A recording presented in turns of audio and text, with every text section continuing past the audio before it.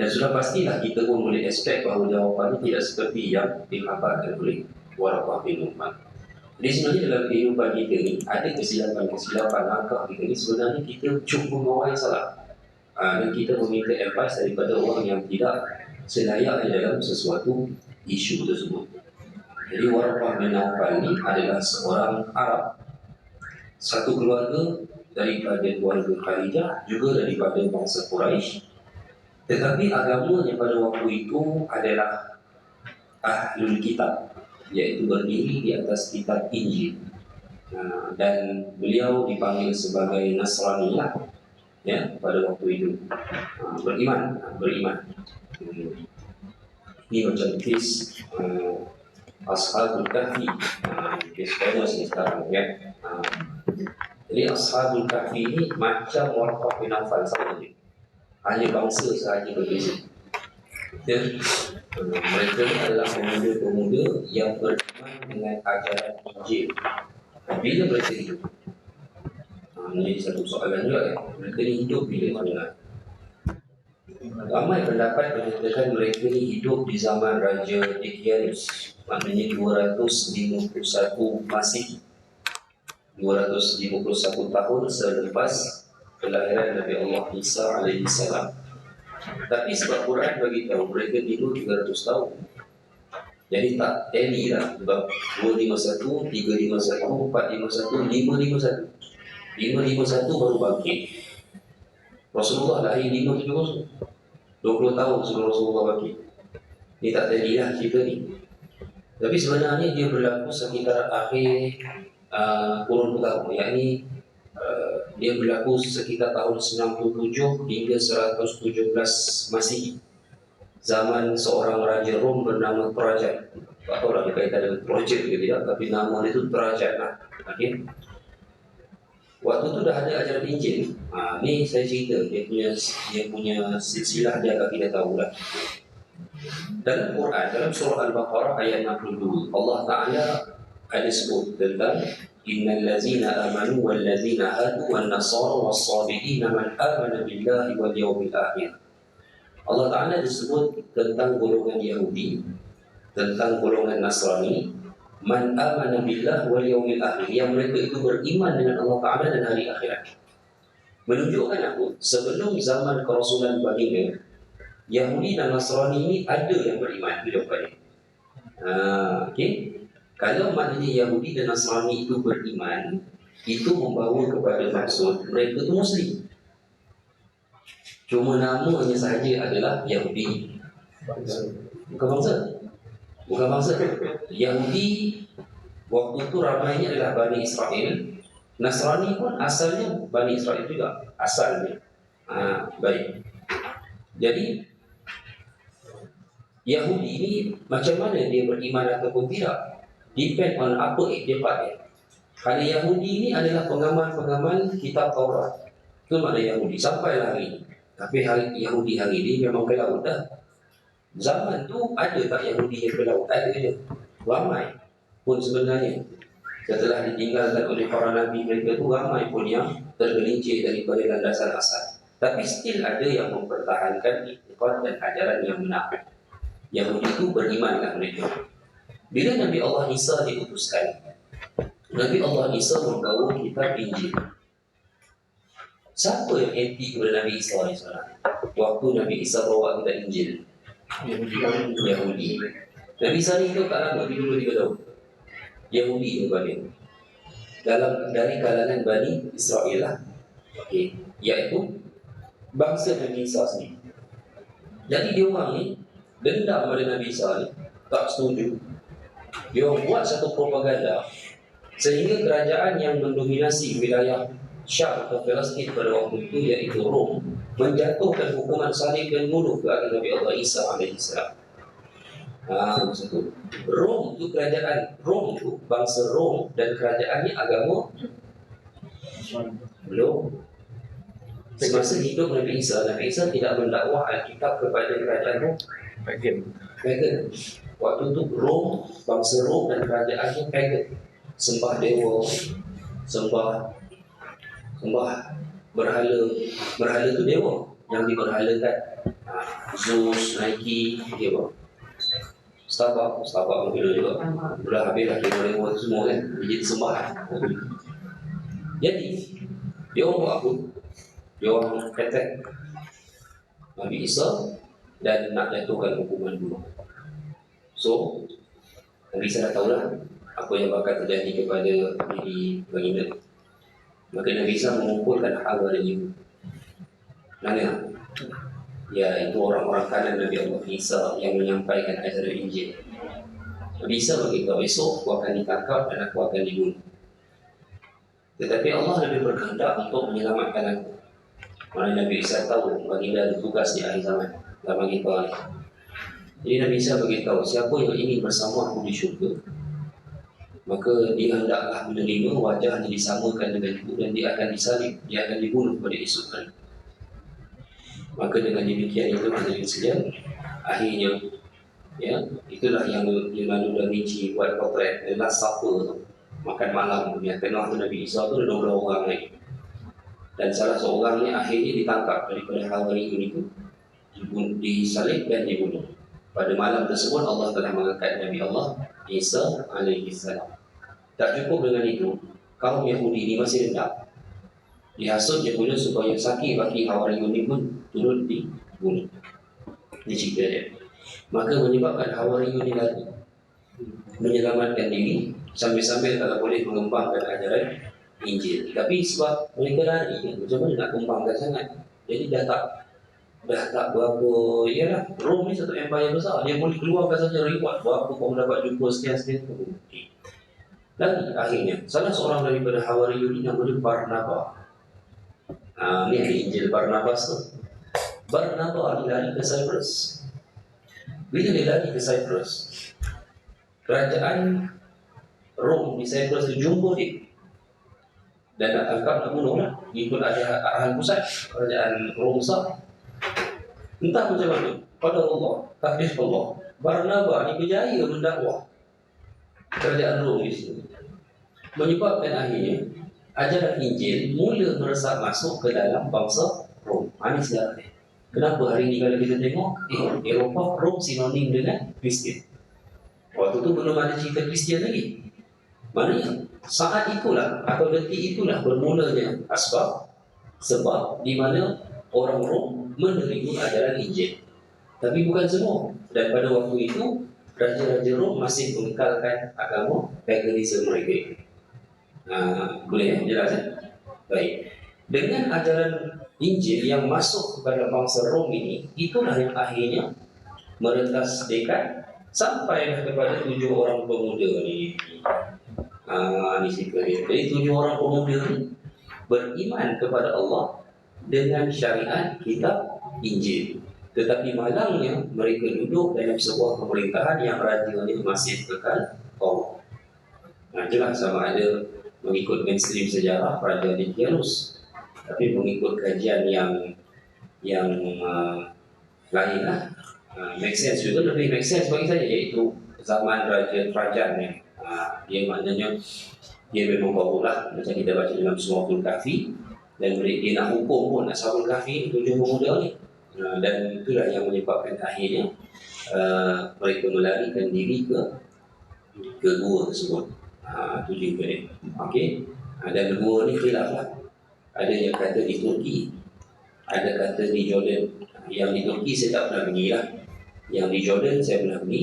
Dua-dua ada sifat seperti mana yang Quran sebutkan. Macam tu. Dan bekas mufti wilayah Dr. Zulkifli Al-Bakri baru dia pergi pada gua kaki di Amman Jordan tu. Dia jumpa dengan imam masjid Al-Kahfi. Di atas tu ada masjid. Dan dia kata dia mendengar satu syarahan berkenaan dengan sejarah yang mana lebih tepat tentang kedudukannya. For sure kita rasa dia akan pro pada tempat dia lah. Tapi kita tunggu sajalah kerana Dr. Zulkifli beritahu bahawa dia akan menulis apa yang dia dapat input daripada imam tersebut. Tunggu je lah. Baik. Tapi yang tu saya dah pergi lah. Yang Turki saya tak pernah pergi lagi.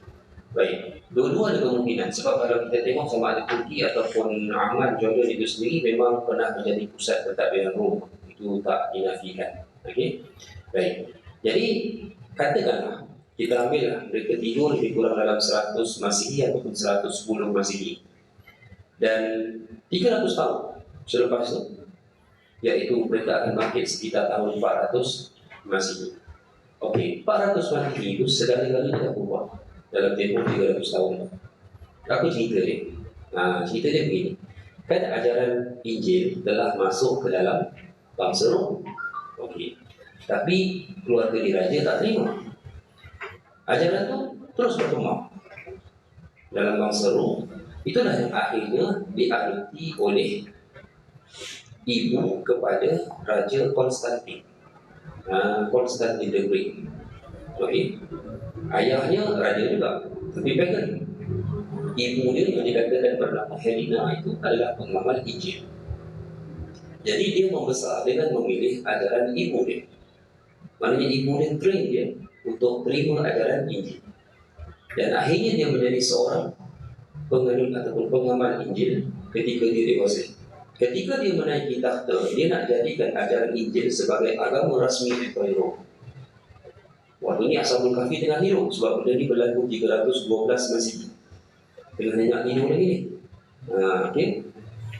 Boleh nampak saya tak tulis ni. Tidur 100, ini berlaku 300. Maknanya sekitar lebih kurang 200 tahun lah selepas Ashabul Kahfi hidup. Baik. Waktu tu kita kena faham satu benda. Injil ni Allah tak pelihara seperti Allah pelihara Al-Quran. Jadi apa kesannya? Dia banyak caca marah.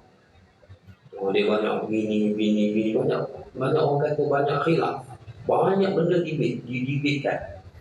Jadi akhirnya Konstantin pun dia buat satu ketetapan di mana dia mesti clarify perselisihan yang berlaku dalam ajaran Injil ni sebab dia nak jadikan agama rasmi.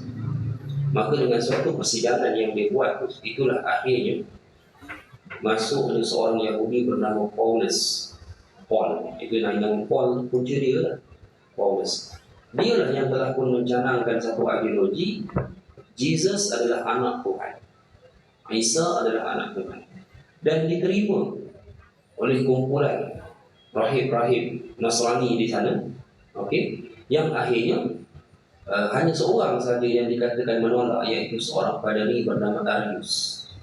Dia telah keluar daripada persidangan dan membawa haluannya sendiri dengan mengekalkan tauhid ajaran Nabi Allah Isa alaihi salam. Dan dikatakan Arius ni berpindah ke tanah Arab. Sebab itu kalau kita jumpa Nasrani di zaman sirah Nabi ini, majoritinya tak beriktikad Isa anak Tuhan.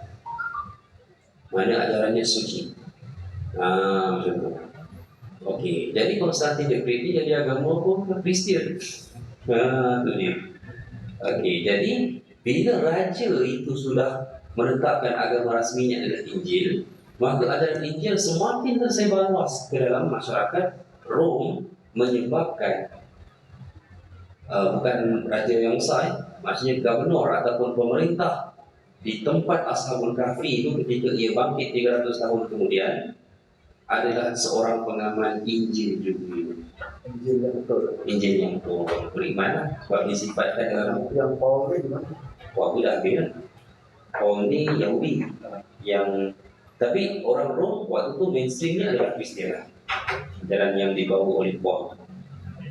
Kalau sampai sekarang, kalau kita pergi Israel, kalau kita berjumpa dengan Yahudi yang ortodoks, tanya dia orang tentang Kristian, so dia orang akan jawab tu agama yang dusta. Dia cakap dia diasaskan oleh Paul. Dia tahu Paul tu Yahudi. Dia tahu macam tu. Sebab tu dia memang tak boleh. Kalau Kristian tu bagi dia memang agama yang bagi dia tak ada apa lah, nanti nak sembahyang di gereja pun tak boleh. Sedangkan orang Yahudi diharuskan sembahyang di masjid tapi tak boleh di gereja. Jadinya bangkitlah Ashabul Kahfi ini 300 tahun lepas hidup. Pemerintahnya pada waktu itu Muslim seperti yang Quran juga sifatkan. Dan akhirnya pemerintah itu merasa takjub dan kagum kerana kisah itu dikatakan kisah yang telah tersebut dalam kitab-kitab terdahulu. Dia kalau pengamal Injil itu tidak bermakna dia tidak tahu Taurat. Sebab Injil bukan memasukkan Taurat. Injil ni melengkap. Jadi dia tak sangka yang cerita akhir zaman akhir zaman dia lah, akhir zaman dia. Cerita akhir zaman bagi masyarakat ahli kitab ni berlaku pada zaman dia. Dia tengok sendiri pemuda-pemuda. Itu yang akhirnya dia membina sebuah binaan di atas gua tersebut, yang mana akhirnya Ashabul Kahfi mengambil binaan itu menjadi masjid.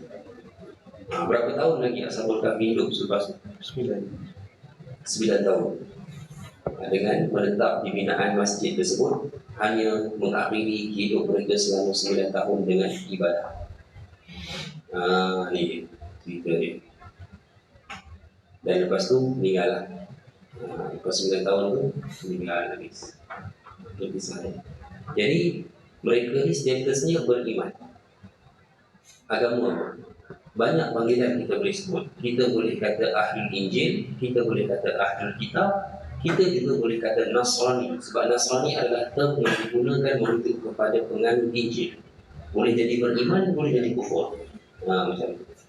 Tapi kalau Kristian, itu memang clear kufur lah. Dengan istilah hari ini, Kristian itu pun asalnya Christ. Christ itu dalam bahasa Arab Al-Masih. Al-Masih ini siapa? Isa. Al-Masih itu Isa. Arab, kalau dia terjemah Kristian, dia tak terjemah Nasrani. Jangan kita salah faham. Arab terjemah Kristian menjadi Masihiyah. Masihiyah. Sebab Christ tu Kristian, from Christ tu Al-Masih, jadi Isa. Jadi Kristian tu Masihiyah, agama yang mempertuhankan Isa. Macam tu. Okey. Boleh. Isa terjemahan English dia Jesus. Sebab itu Isa Al-Masih terjemahan dia Jesus Christ. Macam tu. Tapi satu watak lagi, Antichrist. Dia pergi anti pula kepada Al-Masih. Itu Dajjal. Bagi kita Dajjal lah. Bagi orang Kristian memang panggil Antichrist. Satu watak yang akhirnya menjadi pemimpin, tetapi menjadi penyelamat, tetapi palsu dan membawa kerosakan. Itulah. Tapi di Yahudi pun Al-Masih pun dikatakan ke arah Dajjal lah. Al-Masih Dalam dia lah. Dia macam ni, dia bukan dia. Saya kata dia tak ada siapa tunggu Dajjal, tapi Yahudi dia percaya satu konsep, iaitu kedatangan Mesiah. Cuma Mesiah tu dia tak tahu siapa. Saya nak penyelamat lah. Penyelamat dia. Tapi kita panggil Dajjal pula Al-Masih Dajjal. Sebab Nabi dah beritahu, itu sebenarnya saja Nabi sebut itu Al-Masih Dajjal. Nabi nak beritahu one day dia akan menjadi seorang Al-Masih, tapi dia dusta Al-Dajjal. Versi Yahudi. Sebenarnya Mesiah yang termaktub dalam kitab Yahudi yang mereka percaya itu adalah Nabi Isa sebenarnya. Sebenarnya penyelamat sebenar Yahudi ni akhir zaman Nabi Isa, jika mereka beriman dengan Nabi Isa. Gitu. Tapi disebabkan oleh dalam sequence atau kronologi akhir zaman ni, sebelum Nabi Isa tu Allah turunkan, Al-Masihul Dajjal akan datang dulu ke Yahudi. Itu memang dia punya sequence, dan menyebabkan Yahudi menerima penyelamat palsu mereka yang akhirnya membawa mereka kepada lembah kehancuran. Jadi sebenarnya kalau kita kata adakah Yahudi itu tunggu Dajjal, dia tak tunggu Dajjal. Dia tunggu watak Mesiah yang dia tak tahu siapa penyelamat dia. Tapi Dajjal akan mengambil tempat itu. Dan Dajjal ni dia tak ada satu riwayat pun yang Nabi kata dia ni Yahudi. Maknanya kalaulah dia bukan Yahudi pada waktu itu, Yahudi sanggup menerima seorang penyelamat yang bukan Yahudi pun. Maknanya desperate mereka pada waktu itu. Sebab Nabi pernah menyifatkan aqrabu rajulin syabahan Abdul Uzza ibn Qatan, Nabi kata, iaitu lelaki yang paling mirip dengan wajah Dajjal itu adalah Abdul Uzza bin Qatan. Kata Uzza. Bukan, nama dia Abdul Uzza. Maknanya orang macam muka macam Arab. Orang tu Arab. Sebab Abdul Uzza bin Qatan ni, Abdul Uzza bin Qatan ni rajulun min Khuza'ah. Dia lelaki daripada Bani Khuza'ah. Memang Arab dia, Bani Khuza'ah Arab tinggal di Yaman. Jadi siapa dia? Siapa dia keturunan Arab? Ada potensi lah. Tapi kalau tengok sejarah tentang apa Injil kita tahu ya. Kalau kitab Zabur tu tak pernah ada ceritakan. Ada sebab Zabur ni kitab pemerintahan, tapi diiktiraf sebagai kitab. Sebab itu Zabur ni tak ada pengamal Zabur, mana ada? Ada pengamal Zabur, tak ada. Zabur tu pada Nabi Daud, kitab pemerintahan. Because Nabi Daud adalah Nabi pertama yang jadi pemerintah king, dan diikuti selepasnya oleh Sulaiman dan akhirnya Tapi tak ada yang menyimpan di Zabur. tak ada. Zabur tak tahu lah, mungkin Ustaz, kitab Talmud tu Zabur ke? tak. Talmud. Talmud Nah, ada Zabur. Talmud adalah tafsir kepada Taurat. Tafsir tu lah. Saya confuse dengan Kalau kita beli Talmud hari ini, kita akan nampak teks asal Taurat dalam Talmud. yang Ibrani tu lah. Maknanya teks asal ke atas, Terjemahan. 10 page, 34 page adalah syarahan. Terjemahan. Itu Talmud. Oh. Yahudi sekarang tak baca yang Taurat tu, dia baca yang terjemahan bawah. Ibarat orang Islam tak baca Quran, baca tafsir Ibnu Katsir saja. Kita tak kan, kita kan ni, kita faham mana yang asal, mana yang tafsiran. Dia tak ada. Yahudi dia tolak Taurat dan sekarang dia pakai Talmud. Talmud tu disyarah mengikut kepala rabi-rabi mereka. Di antara mereka pun berselisih faham tentang syarahan tersebut. Macam kita baca surah apa itu yang tentang apa Allah Ta'ala campurkan kepada orang Kristian Yahudi. Tapi tafsirannya menggunakan istilah Kristian. Yang tak betul sebenarnya. Sebab Kristian ni kalau ikut definisinya, yang mempertuhankan Isa buat Kristian. Jadi kalau kita nak panggil Ahlul Kitab sebelum zaman Rasulullah itu sebagai Nasrani, okey. Tapi kalau nak panggil Kristian tu, saya tak boleh nafikan ada beberapa fatwa negara Arab yang ada komuniti Kristian macam Jordan, Mesir apa semua tu. Jadi saya tak nafikan yang mana mereka ada yang mengharuskan. Kenapa tu mereka mengharuskan itu? Kerana bagi mereka dakwah agar orang Kristian di sana rasa dekat dengan Ahlul Kitab yang dulu. Macam tu. Sebab bagi mereka pengistilahan tidak membawa hukum. Yang penting kita mengetahui iktifat mereka itu. Macam kalau orang pergi panggil Ashabul Kahfi Kristian, adakah berdosa? Sedang dia tahu bahawa iktifat Ashabul Kahfi adalah suci, beriman, tauhid. Macam tu. Jadi itu je lah dia punya istilahnya. Tapi bagi saya, kesesuaiannya tidak ada. Tapi kalau Kristian, dia kata dalam Bible, tak ada cerita pasal fikir. Tak ada. Tak ada. Memang tak ada. Itu yang saya nampak macam tak. Yang kalau kita perasan pun, sebab Dalam Injil ada. Dalam Injil supposedly mestilah ada cerita zaman. dia sebab dia macam ni. Sebab yang datang kepada Nabi tanya tentang Ashabul Kahfi ini, An-Nadhr ibn Harith, musyrikin Mubah. Dia dapat soalan tu daripada Rabai Yahudi di Madinah. Yahudi, bukan Nasrani. Maknanya cerita tu dia tersebut dalam teks-teks Yahudi. Ya. Jadi seperti mana saya kata, pengamal Injil dia akan tahu juga teks-teks Yahudi. Sebab dia bersambung. Macam tu. Jadi tak semestinya memang betul benda tu tak dalam Bible. Dan asal kepada Nabi ditanya itu pun sumbernya memang bukan daripada Nasrani, tapi daripada Yahudi. Nasrani itu pun dia istilah. Nasrani ini daripada word Nasiriyah. Nasiriyah ini daerah tempat lahirnya Nabi Allah Isa alaihissalam di Nablus, Palestin. Jadi pengikut-pengikut Nabi Isa menjadi Nasrani, mengambil tempat lahir Nabi Isa, Nasiriyah. Hari ini ditukar oleh Israel jadi Nazareth. Itu tempatnya. Pergi nanti, tahu. Nantilah yang masalah, tak lagi. Palestin ni kena pergi lah. Palestin. Gaza tak ada apa. Gaza tu memang kecil. Tapi kalau tempat-tempat Palestin yang lain tu memang tak habis sebenarnya. Kalau terutama yang belah-belah atas. Nablus, actor, akak jadi actor. Haifa pun cantik sebenarnya, dia tak gitu. Tapi dia bilang Israel lah sekarang. Tempat berziarah semua masih ada. Masih ada kalau travel kita yang pergi sampai ke Masjid Al-Aqsa tu. Jadi biasanya akan pergi saja sampai ke Haifa semua bebas. Jumpa orang Israel apa semua tu. Kan? Orang Yahudi kita kan macam jumpa Yahudi. Tak ada apa dia muka orang putih gitu je. Jadi bangsa dia pun tak sama. Kita ikut muka kaum asal masing-masing negara tu. Ada yang bangsa Pols, apa Pols, ada yang orang Ukraina, Belarusia, Lithuanian, negara-negara banyaknya bersebelah-sebelah Eropah Timur lah. Balkan, Hungary, orang-orang asal kan, tapi agamanya Kristian.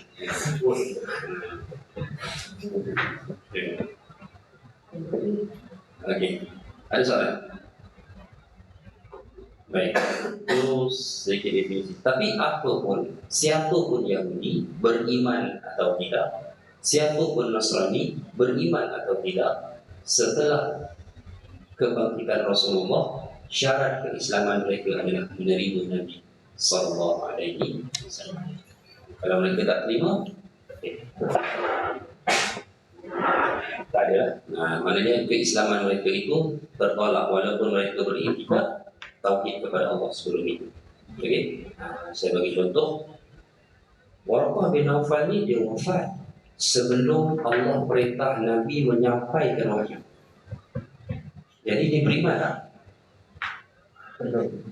Dia belum sempat beriman dengan Rasulullah, tapi status dia waktu tu beriman.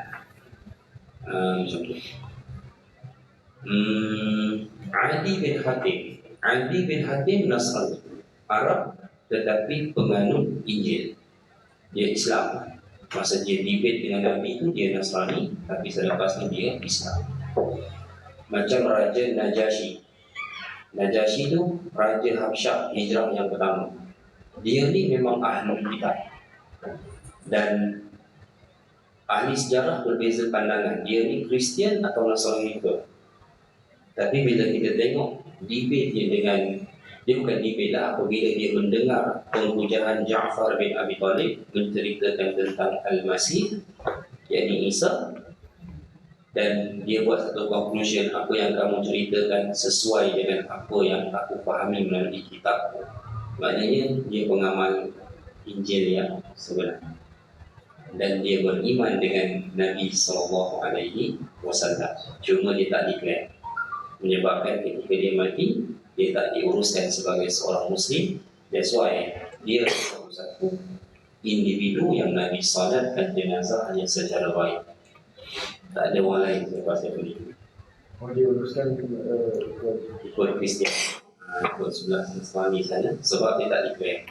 Tapi clear lah sebab Nabi yang sebut dia adalah seorang Muslim. Maknanya dia menerima kerasulan Nabi SAW. Okey, baik. Okay. Jadi hadirin sekalian, selepas peristiwa penerimaan wahyu yang pertama itu sebenarnya wahyu terus terhenti. Tak ada apa-apa wahyu yang datang. Jibril pun tak datang kepada Nabi SAW. Tak datang. Dan benda ini menyebabkan Nabi semakin bingung sebenarnya. Ya? Nabi nak tahu kepastian tapi Jibril pula tak datang. Nabi pula sering mengalami mimpi-mimpi yang agak pelik dan berulang-ulang begitu. Ya? Ini ada satu kisah dalam riwayat Al-Bukhari di mana ia menceritakan, ya, wahyu terputus beberapa waktu sehingga Rasulullah bersedih. Disebabkan itu berkali-kali baginda lari untuk menjatuhkan dirinya ke puncak gunung. Ini menjadi satu kontroversi kerana ia menunjukkan bahawa Nabi seakan nak bunuh diri. Okey. Tapi apa pun bab ni, kita kena terima dengan norma manusia biasa lah. Kerana apa yang Nabi terima ni, selagi Nabi tak jelas, memang itu dianggap sebagai gangguan yang kritikal. Betul. Kita tak ada siapa boleh tolak. Kan dengan mimpi-mimpi pelik yang berulang, dengan kerap mendengar suara sapaan memberi salam bila ditolak tak ada orang. Bayangkan. Kita tak payah kata jadi setahun, 3 hari cukup, pening pergi kerja, bohong. Kan? 3 hari jadi orang bagi salam tapi tak ada wang. Macam itulah. Sebab Nabi tak tahu tu yang Nabi cuba dapat kalau Jibril itu datang balik. Nabi pun tak tahu waktu tu Jibril tahu. Kan? Dan setiap kali Nabi tengok tak ada Nabi macam nak menjatuhkan diri dia dari puncak gunung tersebut. Dan setiap kali baginda tekad untuk melompat, Jibril menampakkan diri, wahai Muhammad, sesungguhnya kamu benar-benar seorang Rasul. Mendengar suara itu, perasaannya menjadi tenang dan jiwanya pun tenteram hingga baginda pulang. Namun begitu setelah pulang, wahyu tidak juga turun. Keesokan harinya berlakulah hal yang sama. Setiap kali baginda bertekad nak jatuhkan diri, Jibril alaihissalam muncul di hadapan Nabi. Baik, hingga akhirnya hadirin sekalian, ya, Rasulullah bersabda, aku berdiam diri di Gua Hira untuk beberapa tempoh selepas itu. Setelah itu aku beranjak keluar dan tiba-tiba aku mendengar seseorang memanggilku. Maka aku pun menoleh di sebelah kananku. Tidak ada sesiapa, di sebelah kiri juga tak ada siapa. Arah depan tak ada siapa dan aku toleh arah belakang juga tidak ada sesiapa. Aku juga tidak melihat sesiapa pada waktu itu. Aku tergerak untuk mengangkat kepalaku ke langit. Yalah, takkan logiknya orang ke atas ya. Mesti dah tengok depan belakang kiri kanannya. Tapi Nabi terpikir, tengok langit lah, doa. Dan ternyata aku melihat sesuatu di langit. Setelah itu aku segera mendatangi Khadijah dan menyatakan, Zammiluni, zammiluni, selimutkan aku, selimutkan aku. Tuangkan air dingin kepada tubuhku. Pada saat itulah diturunkan ayat padamu. Ayat apa? Mudassir. Ya ayyuhal Mudassir. mudaththir Fa'anzir. qum fa'anzir. Wahai orang yang berselimut. Siapa tu? Nabi lah dengan berselimut. Qum, bangun, fa'anzir, berilah peringatannya kepada manusia. Wa rabbaka fakabbir, dan nama Tuhanmu ataupun dengan Tuhanmu bertakbirlah. Wa thiyabaka fatahhir, dan pakaianmu sucikanlah. Warrujza fahjur, dan jauhkanlah dirimu daripada perkara yang mungkar. Wala tamnun tastakthir, jangan kamu berangan-angan untuk membanyakkan harta, yakni daripada tugasmu. Allah dah mention awal-awal. Baik, ya. Dan akhir sekali yang turun pada waktu itu, walirab dikafasfir, dan demi Tuhanmu hendaklah kamu bersabar. Mana nak beritahu apa di sini? Nak beritahu di sini, setelah surah Al-Alaq Iqra ayat 1-5, wahyu kedua yang turun adalah surah Al-Mudaththir. Watikah lah tu. Watikah berserta dengan apa tu? Dia belum JD lagi. Malah tadi JD, dia JD belum lagi, job description belum lagi ni. Ini baru dia punya persediaan dulu. Yang pentingnya Allah beritahu kena sabar. Kita berserah macam tu. Betul-betul nak jadi apa ni, pengurusi surau ni, kena sabar lah. Jemaah kat sini dia lain sikit. Tak apalah, tak jadi lah. Itu persediaan. Itulah. Okey, persediaan. Jadi insyaAllah, sebagai untuk bicara kita hari ini, kita sebut 8 kaedah pembahagian wahyu. Ini nak dapat bonus tahunan kita soal ini. Kalau okey, tak ada zero. Tadi bos cakap dah tadi. Baik. Pertama, Tadi paling banyak, ini paling banyak Nabi SAW menerima wahyu dan bicara ni, mimpi yang benar. Dan ini bermula sejak daripada sebelum Jibril datang. Nabi memang dah mengalami mimpi-mimpi tersebut. Sebenarnya antara punca yang menyebabkan Nabi menyendiri di Gua Hira yang lebih tepatnya adalah kerana gangguan ilusi. Itu yang lebih tepat. Sebab Nabi nak mencuba nak mendapatkan ketenangan. Kita pun pernah ada mungkin kawan-kawan kita tiba-tiba jadi pelik, duduk seorang. Adalah something yang dia qadar Allah nak uji dengan keadaan begitu. Ya. Kenapa? Dia melukis bangunan lain sampai bengkok apa kan. Iya, ini something wrong. Tak ada orang buat begini kan. Macam tu lah. Baik. Ini mimpi yang benar yang pertama. Kemudian yang kedua, sesuatu yang dilontarkan ke dalam hati Nabi tanpa ada malaikat, tetapi Nabi mendapatnya secara lontaran ke dalam hati. Nabi pernah sebut, hadirin sekalian, Inna ruhal qudus nafasa fi rawi anna nafsan lan tamuta hatta tastakmil rizqaha. Sesungguhnya Ruhul Kudus telah menghembuskan ke dalam diriku, yang Jibril dihembuskan ke dalam diriku suatu maklumat bahawa tidak akan mati seseorang kecuali kalau Allah sempurnakan rezeki. Rezekinya apa? Bukan angka yang kita dapat rezeki. Rezeki ini apa yang kita dapat manfaat. Macam so sebanyak mana yang kita dapat manfaat daripada makan, pakai dan segala hidup kita. Tapi kalau mana contoh kalau ada orang hari ini dia bergaji kan, kemudian dia pakai gaji itu 10%, 30%, 60% dia simpan ataupun 50% dia simpan, 50% dia pakai. Jadi ini projeknya berlaku orang yang gaji besar tapi dia hidup sedang. Ya. Jadi 50% yang dia simpan itu belum jadi rezeki dia lagi. Kerana dia tak manfaatkan lagi. Dan silap-silapnya possibility memang tak jadi rezeki dia. Kan menjadi rezeki anak dia dan sebagainya atau pihak-pihak lain.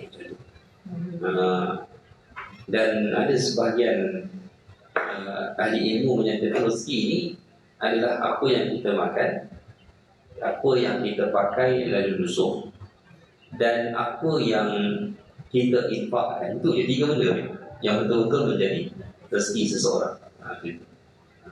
Baik. Okey. Itu yang kedua. Yang ketiga, malaikat datang dalam rupa bentuk seorang lelaki. Paling banyak malaikat akan menyerupai Dihyah. Sahabat nama dia Dihyah Al-Kalbi, Bani Ka'b, orang Syam. Maknanya Bani Ka'b ni memang ada klan daripada Syam lah. Orang Syam ni kan smart kalau kita tengok kan, orang-orang Syria semua tu. Jadi malaikat datang dalam rupa bentuk manusia. Tapi boleh je malaikat datang dalam rupa bentuk manusia yang lain, tapi dia tak akan bodoh. Dia tak akan bodoh lah. Dia akan datang dalam rupa yang smart, macam kemas. Okey. Apa sifat malaikat datang dalam perang Badar? Botak, lelaki yang tegap, berjambang nipis dan botak. Itu malaikat sebagai contoh. Dia cerita, saya cerita ni boleh tak saya sikit, tapi ini sudah ada cerita lah, tak ada apa-apa pun kan. Sudah ada cerita ni, rekod ni kan masalah faham, tapi dia cerita. Kawan saya dia pernah apa dia pergi haji lah, dia pergi haji. Tapi sebenarnya bukan illegal, tapi ada kesilapan teknikal di mana gelang dan visa dia tu dibawa oleh travel dia sampai ke Arafah sedangkan dia belum masuk Arafah. Jadi dia nak lepas dari inspection apa semua tu susah lah. Tapi rezekinya dia dah sampai di Aziziyah. Ini kalau yang tahu cerita lah, kalau tahu urun haji ni dah sampai Aziziyah ni kita dah lepas lah, tak ada apa lah, tinggal nak pergi ke Arafah ni lah. Tapi ditakdirkan di hotel Aziziyah tu dia pergi sembang dengan 2 lagi kawannya, 2 lagi kenalan dia tu, 3 orang tak pakai gelang. Polis nampak tak pakai gelang, polis minta visa. Dan yang 2 ni nak lari, cabut lari. Kerana kejar dengan polis, dapat 2 orang. Yang kawan saya ni tak lari sebab dia kata dia ada visa, tapi dia pula tak boleh ke Arab. Yang 2 orang ni ustaz yang lari ni. Dia pula tak boleh cakap Arab. Dia nak bagi tahu yang visa dengan gelang dan semua tu dah ada kat travel, dah masuk dalam Arafah. Sebenarnya kawan dia tu tertinggal, terlupa nak tinggalkan. Itulah. Kenalah tangkap, kenalah bawa ke balai polis. Jadi Aziz yang ada balai polis dia lah. Dalam dewan diheret, bawa Lepas tu bawa ke balai polis tu yang dia nampak tiba-tiba datang muaraf. Dia kata jubah putih tak pakai kopiah, boleh tahu cerita ni. Dan muaraf ni yang tahan polis tu supaya jangan bawa dia orang ni pidau dia orang. Nah, yang dua orang ustaz tu yang lari tu dapat dia dah nak lari mana pakai ihram. Buat tu laju boleh lagi kan. Tu dapat tu ustaz dua orang ni dengar lah apa yang Arab disebut kepada polis tu. Yang Arab disebut dia kata hadal yaumul arafah, ini adalah hari Arafah, tak boleh sekat sesiapa siapa dan dia kat sini dia orang tentang Allah. Itulah Begitu akhirnya polis tu macam tak boleh nak cakap apa dengan lelaki tu. Dan dia lepaskan 3 orang masuk kawan saya ni. Dia kata roh Arafah, dia kata pergilah Arafah. Orang lepas tu 3 orang ni tak tunggulah lah. Dia pakat cabut tu lah. Kawan saya ni pula teringat nak pergi terima kasih dekat Arab tu. Memang tak ada orang Arab tu. So dia kata, dia balik tu dia tanya saya, Ustaz, Ana memang something wrong lah tengok Arab tu semua. Iyalah, takkan kata polis tu takut dengan dia, tapi memang badan dia tu lah. Mana nak banding dengan polis tu, badan dia botak kan, nampak smart, memang nampak macam somebody ya. Tapi kami pun dah panik waktu tu, bila Arab dah halau kami pergi je lah, takkan nak tunggu lagi dah cari pasal kan. Lepas tu teringat pula nak ucap terima kasih. Dah tak ada dan kami tengok Arab tu macam terbinga-binga polis tu, 3 orang. Dia kata siapa? Kata gini je lah, saya kata yalah, kalau kita ada rasa dia tu something, dan kita syukur kepada Allah Ta'ala je lah macam tu. Tapi jangan kita cerita-cerita lah. Tak, dia kata Ana cerita kat 2 orang, kat Ustaz dan seorang lagi kawan kita, Ustaz juga lah. Dia dah 2 orang. Sebagai tak kenal tu siapa kan. Dia pun cakap macam tu, kalau kita ada rasa sangkaan yang dia tu adalah something, kita ucapkan Alhamdulillah je lah. Macam tu lah. Macam tu dia. Tapi boleh jadi ya dan tidak. Kalaupun ya, tak ada siapa boleh verify. Kalau tidak lah, mesti mereka gitu. Tapi malaikat ni sifat dia datang dalam perang memang macam tu, dengan badan tegak, pakaian putih, kepalanya botak. Itu dalam perang Badar. Sebab tu dalam mangsa perang Badar di pihak musyrikin, banyak daripada mereka lukanya sama pattern, sama size, satu garis yang teramat halus di leher mereka, sama, panjang pun sama, semua sama. Dan mustahil itu adalah tangan manusia yang membunuhnya. Memang pakar betul lah macam mana boleh bunuh orang semua sama kan. Itu memang malaikat. Dan kalau kita pergi Badar, dia ada Jabal Malaikah, mungkin tempat malaikat turun dalam jiran. Alhamdulillah. Okey. Baik. Itu yang ketiga. Yang keempat, ini paling berat, wahyu datang yang seperti salsalatil jaras. Nabi kata bunyi dentuman lonceng. Kita pun tak tahu macam mana. Tapi macam mana beratnya telinga kita mendengar bunyi dentuman lonceng yang besar tu. Begitulah Nabi kata. Pernah wahyu turun ketika aku menunggang seekor unta dan unta itu langsung jatuh tersungkur ketika satu ayat Quran turun. Dan pernah ketika itu aku duduk pada satu majlis, ruang tak cukup, pehaku berada di atas peha Zaid, anak angkat Nabi, tertindih. Dan tiba-tiba Zaid ibn Sabit menyatakan peha Nabi menjadi seberat-berat beban. Dan pada waktu itu Nabi menyatakan bahawa Al-Quran sedang diturunkan. Baik. Okey. Yang kelima, Nabi melihat malaikat dalam rupa bentuk asal. Ini hanya beberapa kali saja, termasuklah Isra dan Mi'raj. 2 kali kan? 2 kali. Yang keenam, ada kata 3 kali, ada tidak juga tu, tapi yang jelas 2 kali. Allah menyampaikan wahyu kepada Nabi sementara baginda berada di atas langit yang ketujuh, dan ini hanya berlaku sekali saja, iaitu ketika Mi'raj, solat. Yang ketujuh, Allah menyampaikan sendiri firman-Nya, bercakap kepada Nabi tanpa perantaraan di balik tabir. Ini yang akhirnya kita panggil sebagai hadis kursi. Biasanya Nabi akan pergi ke suatu tempat lah, bersendirian. Nabi mendengar suara Allah Ta'ala di balik tabir. Ini 7 perkara. Dan yang ke-8, ini adalah bentuk wahyu yang diperselisihkan. Adakah Allah pernah bercakap dengan Nabi secara langsung? Ini tak ada siapa boleh memberikan pandangan yang pokok, kerana ia di luar batas untuk menceritakan tentang sifat Allah. Sebab Allah ni kita tak boleh cerita apa-apa dalam bentuknya. Kalau kita kata macam Jibril naik Mi'raj tu tengok Allah tak? Tak boleh pun kita keluarkan statement Jibril, Rasulullah. Tak boleh kita keluarkan statement Rasulullah melihat Allah. Tak boleh sebenarnya. Contoh Aisyah dah pernah tengok, jangan kata macam tu. Cukuplah kamu menyatakan sesungguhnya Rasulullah melihat cahaya. Dah. Macam tu. Ya. Tapi nanti pada hakikatnya pada hari akhirat jadi clear. Ila rabbiha nazir, kepada Tuhannya ia akan melihat. Maksudnya kita akan melihat Allah Taala.